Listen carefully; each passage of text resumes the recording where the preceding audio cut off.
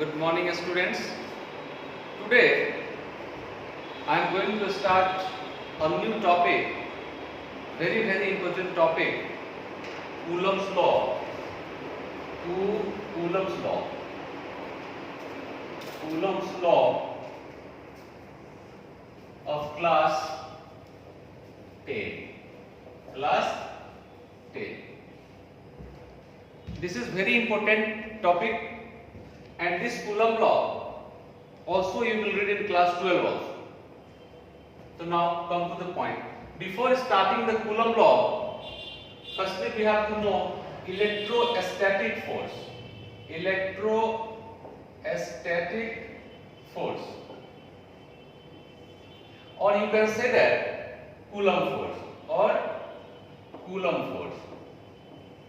Coulomb force. Electrostatic force means what? The force of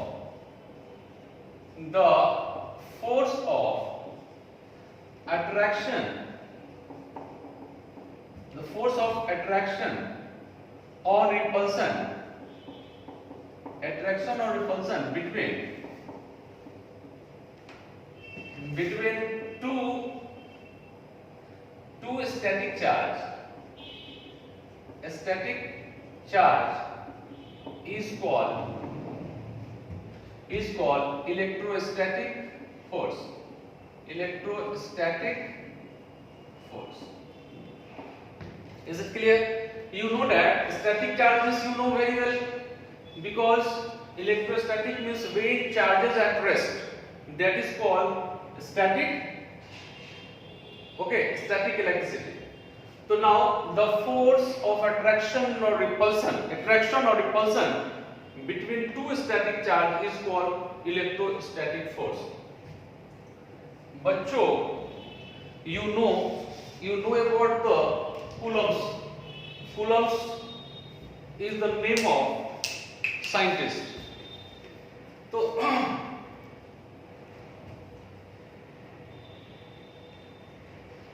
the electrostatic force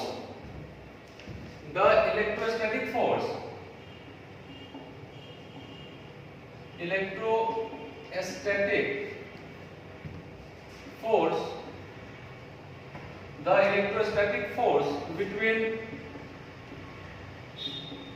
two point charge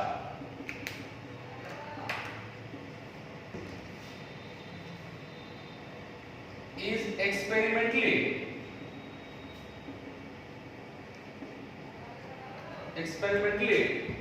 determined by Charles Coulomb. In 1785. Is it clear? Firstly, electrostatic force, the force of attraction or repulsion between two static charge is known as electrostatic force, and the electrostatic force between 2 point charge is experimentally determined by Charles Coulomb in 1785. You know very well, with the help of you can write also with the help of torsion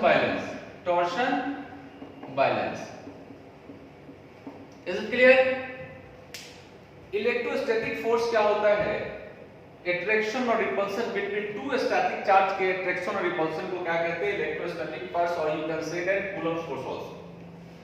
Now this force was experimentally determined by the Charles Coulomb in 1785 with the help of torsion balance. तो इन्हीं के नाम पे इन्होंने determine किया experimentally. इन्हीं के नाम के रिस्पेक्ट में ये इसको इलेक्ट्रोस्टैटिक फोर्स को Coulomb फोर्स के नाम से भी जाना जाता है. बच्चों समझ में आ गई? अब हम लोग चलते हैं next. Firstly write down. Now next thing is that point charge. ये आपने ग्रेविटेशन में पढ़ा होगा, point mass also, point charge. Point charge means what? जैसे आपने ग्रेविटेशन में पढ़ा होगा कि अर्थ को भी उन्होंने एक क्या मान लिया है, पॉइंट मास माना था। तो ये डिपेंड किस पे करता है? ये डिपेंड करता है डिस्टेंस बिटवीन दो ऑब्जेक्ट के बीच में। जैसे हम अगर कहें अब हम और कोई बच्चे स्टूडेंट बस जस्ट 1 मीटर की दूरी पे है, 2 मीटर की दूरी पे है, 3 मीटर की दूरी पे है, तो वहां पे जो हम लोग का है वो हम लोग देखेंगे एकदम सेम साइज सब कुछ है। लेकिन जब उसकी डिस्टेंस अगर हम कर देते हैं 1/2 किलोमीटर, तो हम क्या हो जाएंगे, वो हमारे लिए क्या हो जाएगा, छोटा छोटा दिखेंगे हम लोग। हम दोनों एक दूसरे का पॉइंट ऑब्जेक्ट हो जाएंगे, पॉइंट बॉडी हो जाएंगे। तो पॉइंट चार्ज कहने का ये अर्थ को भी पॉइंट चार्ज, पॉइंट मास माना गया है। ग्रेविटेशन में अर्थ को भी पॉइंट मास माना गया है। किसके रिस्पेक्ट में? गैलेक्सी के रिस्पेक्ट कंपैरिजन, क्योंकि बहुत दूर है। तो इसमें भी है, तो आप you can write here the size of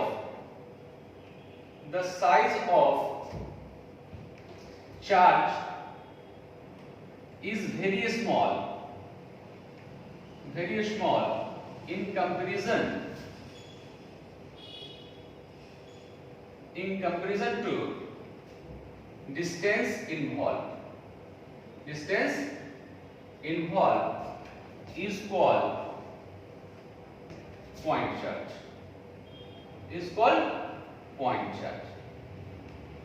बच्चों समझ में I point charge?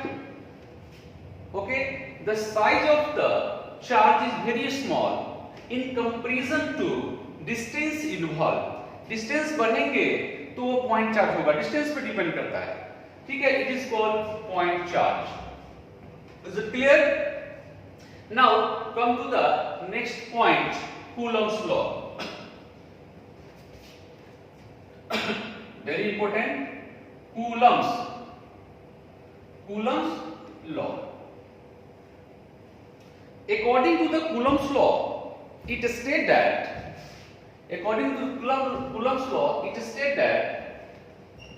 the magnitude of the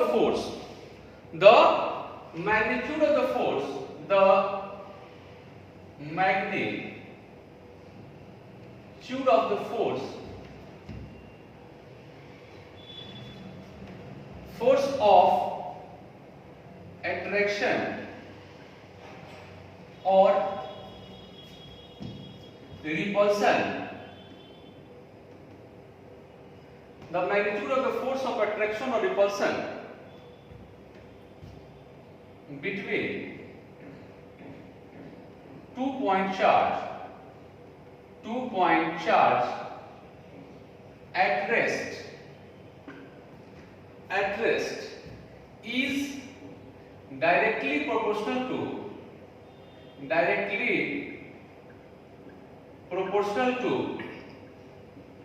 to the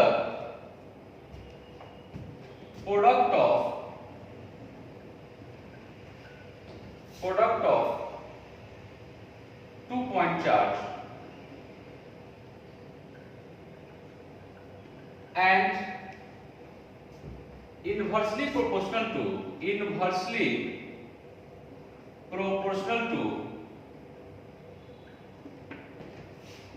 the square of distance between them. Is it clear? The magnitude of, according to Coulomb's law, it states that the magnitude of the force of attraction or repulsion between two-point charge at rest, charges at rest, is directly proportional to the product of the point charges and inversely proportional to the square of distance between them. Is it clear? कहता है कि force of attraction और repulsion, दो point charge के बीच में जो force attraction और repulsion जो होता है वो किसके प्रोडक्ट ऑफ चार्जेस की जो कि क्या होता है डायरेक्टली प्रोपोर्शनल होता है और इनवर्सली प्रोपोर्शनल होता है उसके डिस्टेंस। तो मान लेते हैं जस्ट लेट अस कंसीडर, अब यहाँ एक पॉइंट ऑब्जेक्ट है, यहाँ एक पॉइंट ऑब्जेक्ट, ठीक है।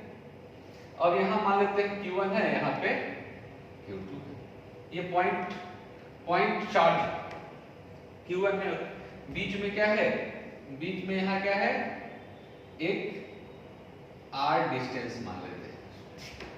R मतलब क्या, R is the just distance between them. ये लेकर के ये क्या है, ये पहला पॉइंट चार्ज है, ये भी एक क्या है point charge, first point charge 1, और ये क्या है point charge 2, point charge 2।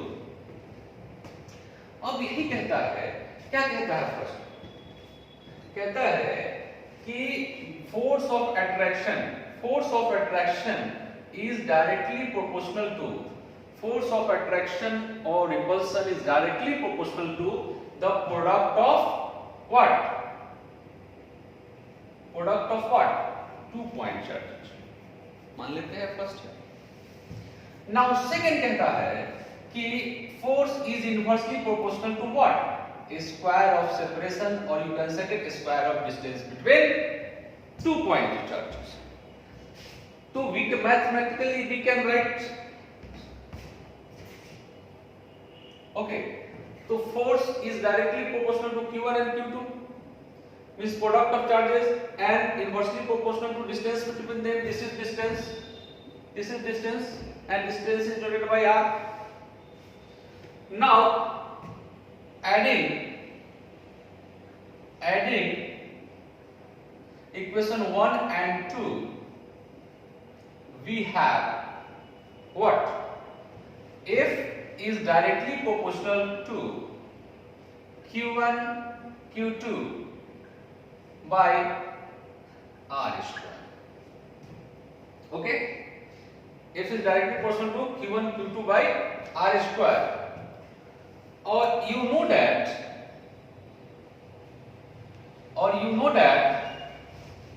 if we remove the proportional, then you एक one constant come proportionality constant, that is F is equal to K Q1 Q2 by R square. Is it clear? K is called where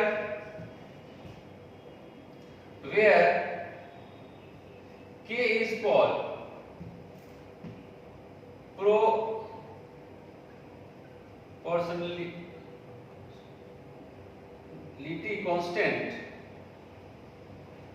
proportionality constant called Coulomb constant,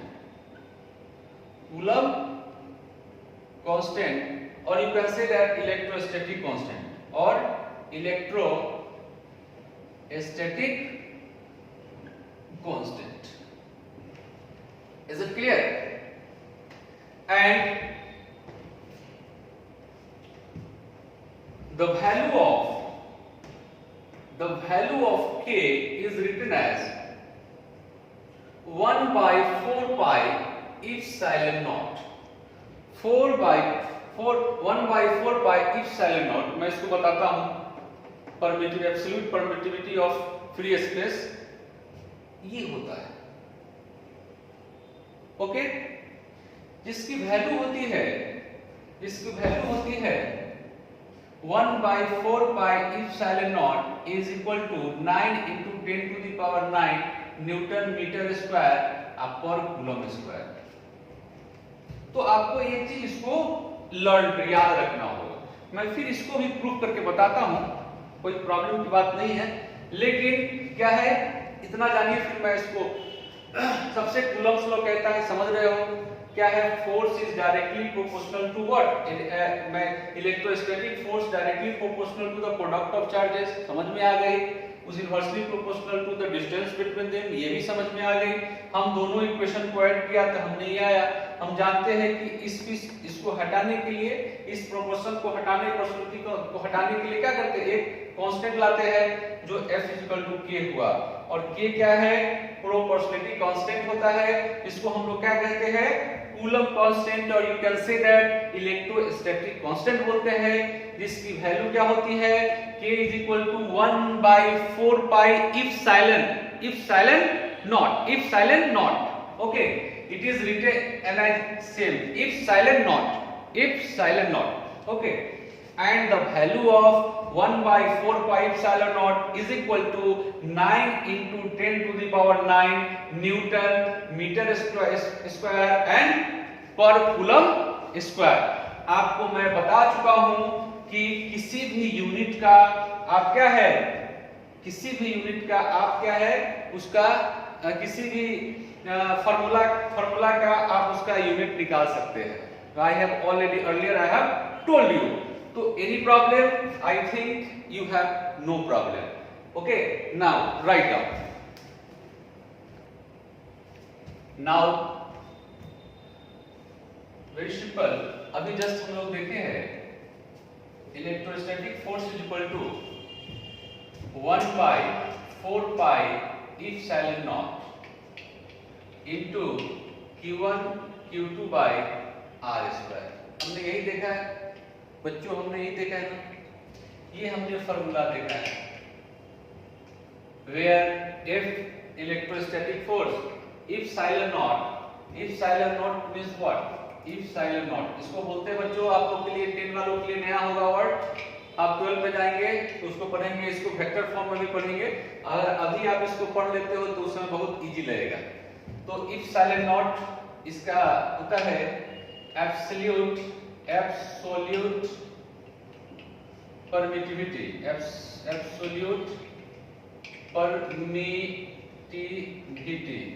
जो ये constant होता है, इसकी value भी constant होती है, ठीक है, कितना होता है, ऑफ फ्री स्पेस, ठीक है, 8.854 into 10 to the power -12 per coulomb per Newton and what, and per meter square, ठीक है, कितना हुआ, पर कूलम पर न्यूटन पर metre square.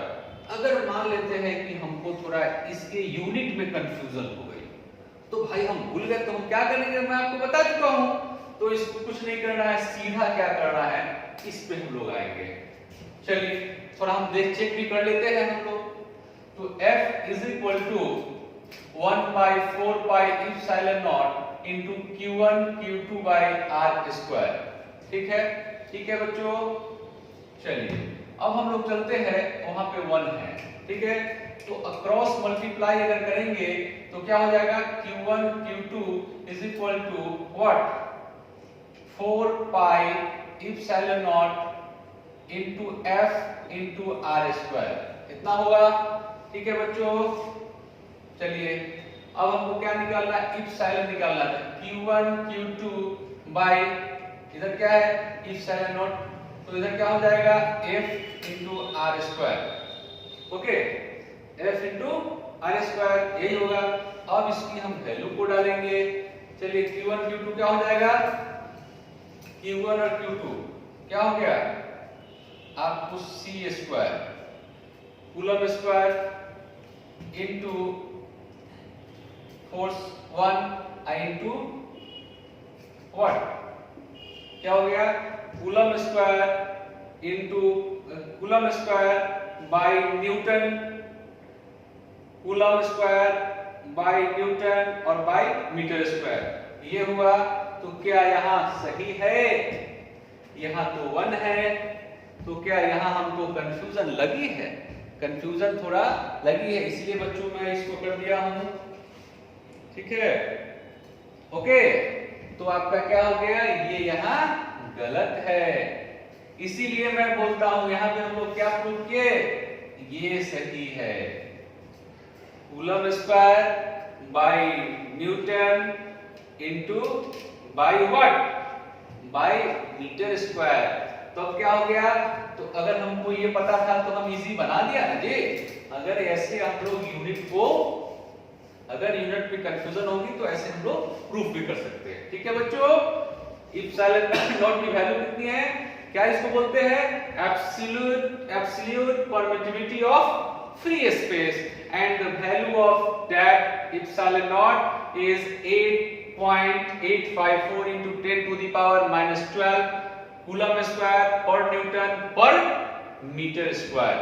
Okay, and one thing always mind it is valid in air or vacuum. Air और vacuum, ये formula जो है एयर और वैक्यूम में ही क्या है, वैलिड है। ठीक है, एयर और वैक्यूम में ही वैलिड है। और एप्सिलॉन नॉट की वैल्यू कितनी होती है, 8.854 into 10 to the power minus 12 coulomb square पर न्यूटन और पर metre square. Is it clear बच्चों? तो अब आपको याद हो गई।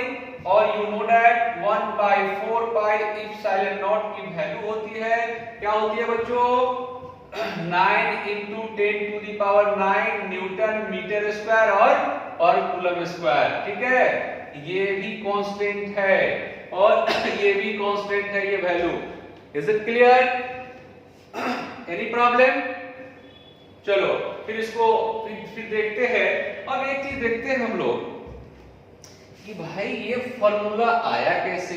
अगर मान लेते हैं अभी आप लोग के पास कंफ्यूजन होंगे कि भाई 1/4 pi epsilon naught is equal to इतना कैसे होगा भाई। ठीक है, कैसे होगा, इसको प्रूफ करना होगा। जब हम प्रूफ कर लेंगे तो समझ जाएंगे। तो चलिए बच्चों इसको लिखिए, मैं वो भी बता देता हूं। चलिए लिखिए इसको, तो मैं इसको प्रूफ करता हूं। 1/4 pi epsilon naught is 9 into 10 to the power 9 newton metre square और पर कूलम स्क्वायर। इसको हम लोग इसको देखते हैं। ठीक है, तो हम लोग चलते हैं, एक मैक्सवेल साहब का एक थ्योरी है। तो from Maxwell theory, Maxwell was also scientist। ठीक है, उन्होंने एक फॉर्मूला दिया था, velocity of light is equal to, velocity of light c is equal to 1/√under mu naught into epsilon naught। उन्होंने फॉर्मूला दिया, he has given c is equal to 1/√under mu naught epsilon naught। okay, where c is the velocity of light, mu naught epsilon naught just you know permittivity of free space, and mu naught is permeability of free space। okay, now this is the equation given by Maxwell, where लिख लो थोड़ा तब समझ में आएगी, where c is velocity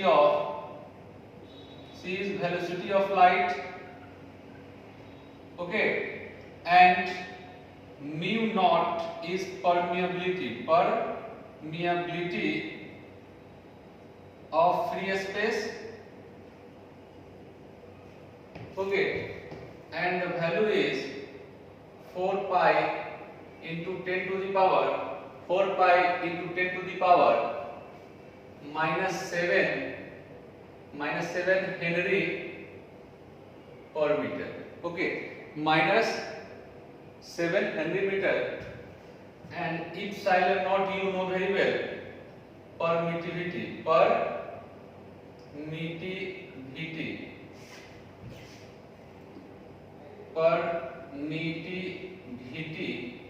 of free space, that is equal to how much, 8.854 into 10 to the power minus 12। ठीक है, अभी उन्होंने निकाला था कूलम स्क्वायर पर न्यूटन और पर मीटर स्क्वायर, ये आया। अब हमारे पास सब कुछ है, खाना बनाते हो जैसे हम लोग चाय बनाते हैं, दूध होता है, पानी होता है, ठीक है, दूध, मिल्क है, वाटर है, ठीक है, मिल्क, वाटर, शुगर, तो फिर हम लोग उसको बनाते हैं। हमारे पास सारा है, बस इसको बना देते हैं, सारे वैल्यू पुट करेंगे, आपकी वैल्यू आ जाएंगे। अब देखते हैं हम लोग कैसे करते हैं। नाउ स्क्वायरिंग बोथ साइड, अब हम लोग क्या करेंगे, squaring both side, we get what, हम इस इक्वेशन को स्क्वायर करेंगे तो क्या हो जाएगा, C square is equal to 1 by root under mu naught epsilon naught का होल स्क्वायर। इसको कैंसिल, अब तब यहाँ क्या बचेगा बच्चों, क्या बचेगा, C square is equal to 1 by mu naught epsilon naught बचेगा। Any problem? Now again C square into mu naught into epsilon naught is equal to 1. Okay, now c square into mu naught is equal to what, 1 by epsilon naught, 1 by epsilon naught, ये आया, और you can say that 1 by epsilon naught is equal to c square into mu naught. Okay, or you can say that you can write mu naught into c square. No problem. Okay, now we put the value on it. 1 by epsilon naught is equal to mu naught की value कितनी है, mu naught की value है 4 pi into 10 to the power minus 7 Henry per meter, बाद में लिख देंगे। Okay, and this is the speed of velocity of light, और you can say that speed of light कितना होता है, 3 into 10 to the power how much, 3 into 10 to the power 8 metre per second. तो इसको, ठीक है, any problem? Now 1 by epsilon naught is equal to 4 pi into 10 to the power minus 7 into 9 into 10 to the power 16. Any problem? Square किया 16. Now 1 by 4 pi यहाँ भी हम ला सकते हैं, इसको ला सकते हो, कोई दिक्कत नहीं है। 1 by 4 pi epsilon naught बचा कितना, तो क्या हो गया, यहाँ बचा, ये क्या हो गया, 9 into 16 में से 7 गया, कितना होगा, कितना बचेगा बच्चों, 10 to the power 9. Okay, 10 to the power 9 newton metre square पर कूलम स्क्वायर। प्रूफ हो गया, ऐसे करके हम लोग उसको प्रूफ किए हैं, ठीक है। Any problem? ठीक है, मैक्सवेल साहब ने एक इक्वेशन दिया, उस इक्वेशन पे हम उसको स्क्वायरिंग बोथ साइड किए, उसके बाद वैल्यू पुट किए और आपकी वैल्यू आ गई, ठीक है। इसको एक दो बार बनाएंगे, सब समझ में आ जाएगी, इसमें कुछ ज्यादा नहीं, सिर्फ कैलकुलेशन था, तो ठीक है। अब आप इसको everybody you write down, right it. Now the characteristic of Coulomb law, आप you know very well, it is attractive or repulsive. It is attractive or repulsive in nature. Okay, it is attractive or repulsive in nature. Now it obeys inverse square rule. Okay, जैसे हमने gravitational force में भी, universal law of gravitation में भी पढ़ा है, inverse square rule में भी पढ़ा है।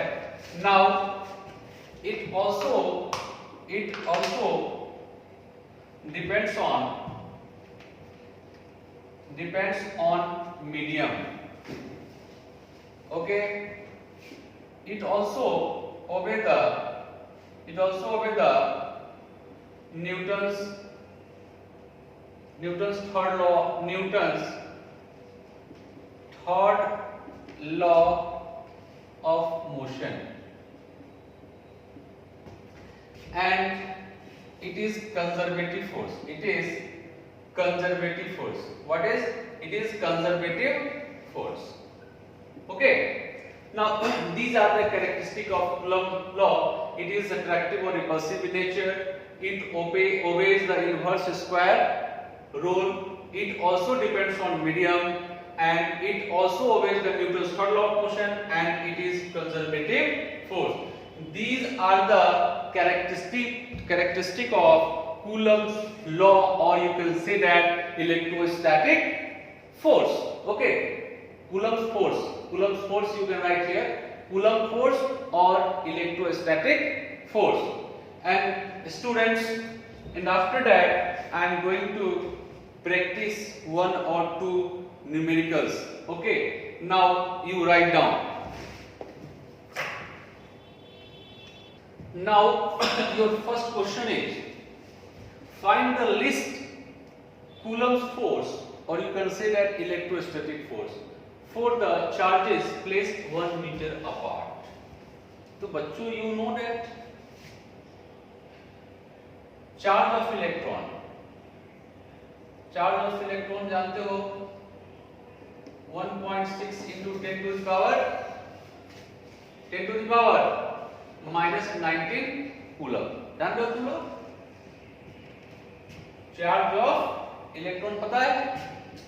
अब हम इसमें निकालना है क्या, हमको कूलम्स फोर्स. तो वी नो दैट क्या जानते हैं हम लोग, F is equal to 1 by 4 pi epsilon naught into Q1 Q2 by R square. ये हम लोग जानते हैं बच्चों. And we know the value of it also. How much? 9 into 10 to the power 9. Okay, 10 to the power 9 Newton meter square or per coulomb square into charge of electron. तो 1.6 into 10 to the power minus 19 coulomb into 1.6 into 10 to the power minus 19. Okay, by R is given what? Distance क्या दिया है? 1 metre. तो 1 का square. अब बच्चों solve कर लेंगे आप लोग. चलो थोड़ा मैं भी हेल्प कर देता हूं, लेकिन आप लोग को करना है. ठीक है. अब बताइए, इसको अलग अलग करते हैं. 9 into 1.6 into 1.6 into 10 to the power 9 into 10 to the power minus 19 into 10 to the power minus 19 by 1. No. अब हम इसको नेक्स्ट स्टेप में थोड़ा काटने का ये प्रयास करेंगे, कैंसिल करने का. 9 into, अगर बच्चों एक चीज बताओ, अगर हम 1 हटा देंगे तो क्या हो जाएगा, यहाँ 10 आ जाएगा. फिर इसको हटा देंगे तो फिर 10 आ जाएंगे बच्चों. ठीक है. तो हम क्या हो जाएगा, 10 into 10. अब नेक्स्ट स्टेप में हम ऊपर जाते हैं. ठीक, क्या हो जाएगा, हम यहाँ लिख सकते हैं, वी कैन राइट हियर कि 9 into 16 into 16, 9 into 16 into 16 into 100. इसमें से निकाल देंगे तो बचा कितना, 7 बचेगा इसमें. रिमेनिंग से 7 into 10 to the power 92 जा 38, 19 into 2 by what, 100. और 100 से हम कैंसिल, बच्चों कैंसिल होंगे. अब आपके पास कितना होता, 16 into 16, how much, 256 into 9. Okay, just you multiply it.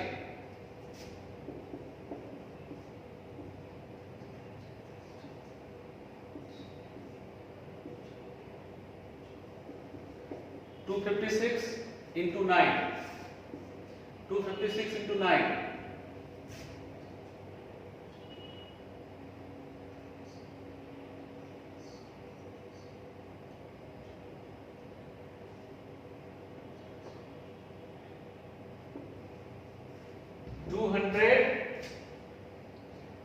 2304 into, दोनों बेस बराबर है, एक्सपोनेंट में आपने पढ़ा होगा, बेस बराबर है तो ये क्या होगा, सब्ट्रैक्ट होगा, तो क्या करेंगे इसमें 10 to the power how much, -31 newton. No, तो आपका आंसर क्या हो जाएगा ग्रेविटेशनल फोर्स का 2304 into 10 to the power -31 Newton. आपका यही आंसर हुआ। It is your answer. This is the required Coulomb force when the charge is placed at 1 meter apart. Okay. Now write it. Come to the next question. ये very simple question. जब आप पढ़े होंगे, जब इस chapter का starting तो उस समय ही होता है। तो देखते हैं फिर हम लोग इसको एक बार। How many electronic charge from 1 coulomb of charge, or you can say that how many electrons, question होता है how many electrons constitute 1 coulomb of charge, or how many electronic charge from 1 coulomb of charge। तो हम इसको देखते हैं। तो आप एक फार्मूला पढ़े होंगे from quantization principle, quantization principle से आप एक फार्मूला आप पढ़े होंगे Q is equal to NA। Q is equal to NA। ये क्या होता है, Q क्या होता है, दिस इज इलेक्ट्रिक चार्ज, ये क्या होता है, this is electric charge. N क्या होता है, number of electron, and E क्या होता है, this is the charge of electron. Is it clear? Q क्या है, Q means electric charge, okay, electric charge, N means number of electron, and E means charge of electron. Now we have to find what, we have to find number of electron, or you can say that electronic charge. N is equal to what, Q by E, and it is charge is given 1 coulomb, 1 coulomb by 1.6 into 10 to the power -19 what coulomb cancel. तो अब आप बताओ यार, अब जल्दी बता दो, अब ये तो बहुत हल्के है। अब एक चीज बताइए, इसको अगर हटाते हैं तो ऊपर क्या हो जाएगा, 10/16 होगा into 10 to the power -19। Okay, अब एक चीज बताओ, आंसर बहुत वेरी कर सकता है किसी का। अब इसको इसमें करेंगे तो 0 पॉइंट समझेंगे 10 to the 9 हो जाएगा, लेकिन मैं क्या -19 कूलम, ठीक है। तो अब एक चीज बताओ, ऊपर जब जाता है ये प्लस हो जाता है बच्चों, ठीक है, इसको कंफ्यूजन हो सकता है आपको, इसलिए इसको मिटा देता हूं, ठीक है। अब हम लोग इसको लिखते हैं, ठीक है। अब एक चीज बताइए, इसको हटेगा तो ऊपर 10/16, और ये ऊपर जाएगा तो क्या होगा, पॉजिटिव हो जाएंगे, तो 10 to the power 9 10 to the power 19 हो जाएगा। अब इससे मैं 10 निकाल लेता हूं, कितना होगा 100/16 into 10 to the power how much 18 है। जब इससे whenever we divided, then 6.25 into 10 to the power 18 electrons हो जाएंगे।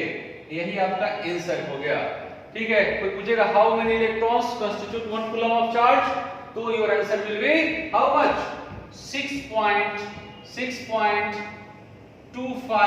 into 10 to the power 18 electron। So in this way you can solve, okay। Now write down, and one more question, okay।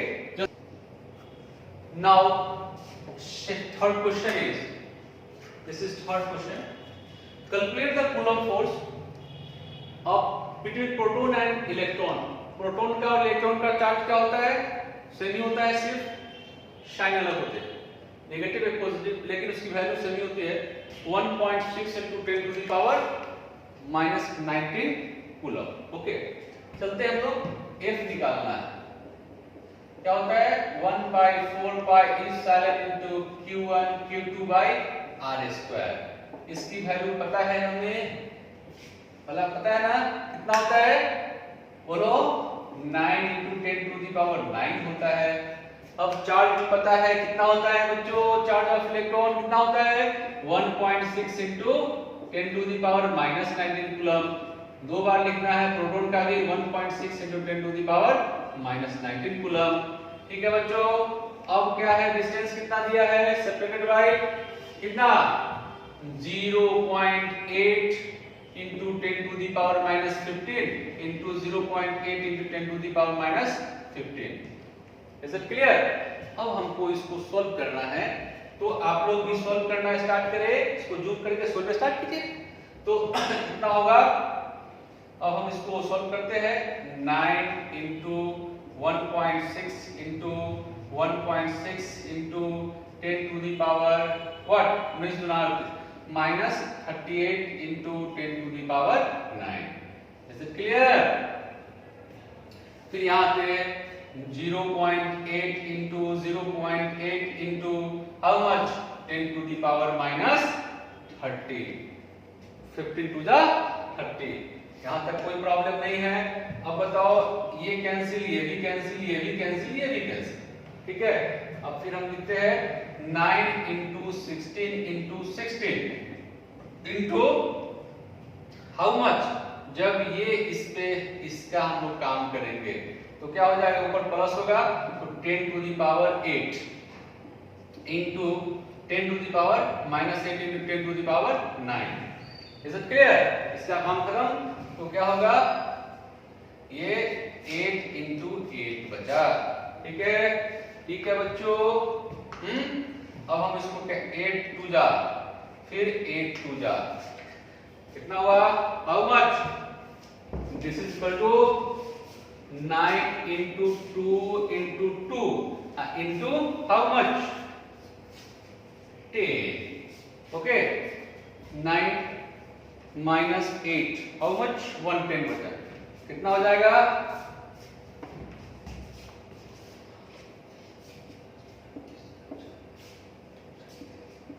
360 Newton.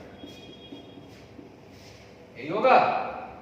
10 to जा 20, 20 to जा 40 और 40 9 9 चौक 36, 360 Newton, okay. तो in this way you can solve the problem. अगर आपको जो value हमने लिखाया epsilon not, ठीक है, म्यू नॉट की वैल्यू लिखाया, 1/4 पाई इप्सिलॉन नॉट की वैल्यू बताया, चार्ज ऑफ इलेक्ट्रॉन बताया, तो ये सब चीजें अगर आपको याद रहते हैं तो आप आराम से बना सकते हो।